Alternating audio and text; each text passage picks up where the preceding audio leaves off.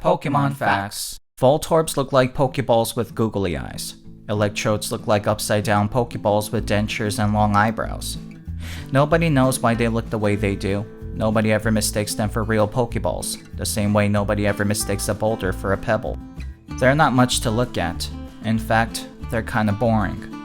All people know about them are their infamous temperaments and how they're prone to exploding. When they're upset, they explode. When they're happy, they explode. When they feel ambivalent about something, they explode. When you look at them, they get self-conscious and explode. When you don't look at them, they try to seek your attention by exploding. When you half look and not look at them, they punish you for your indecision by exploding.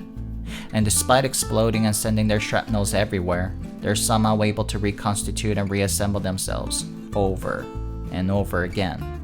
At first, scientists believed that their tendency to self-destruct was a way for them to release the tension in their bodies. They also theorized that it could be their own version of a weird, violent mating call. But it seemed more likely that they just did it to spite everyone around them. Even the most brilliant minds grew wary of researching these miserable creatures. It gets a little tiring, honestly. If you happen to be taking a public transit and the Voltorb happens to be on board, you have to call your boss and tell them that you're going to miss work because that stupid Pokemon will derail your plans. Quite literally. It's come to the point where you just have to try and schedule your day around their temper tantrums. And nobody knew how to stop it. Appeasing Voltorbs and Electrodes didn't work either. Their moods constantly fluctuate and they don't like it when other people pinpoint their problems. Everything and anything anybody does for them, or against them, just pisses them off all the same. So we continue to put up with their tendency to cause a lot of property damage. Thankfully, nobody really gets injured during these episodes anymore because people know better than to stay put when these Pokemon are in their vicinity. Even other Pokemon avoid them because they refuse to put up with their nonsense. Voltorbs and Electrodes seem like they will remain a persistent problem with no answer. That is, until Professor Oak came up with a ridiculous, yet brilliant solution. He figured out that Voltorbs and Electrodes were constantly moody because they weren't, in a sense, complete. For the longest time, Professor Oak couldn't figure out why Voltorbs and Electrodes look like Pokeballs. It's clearly not a defense mechanism, nor a sensible way to lure praise.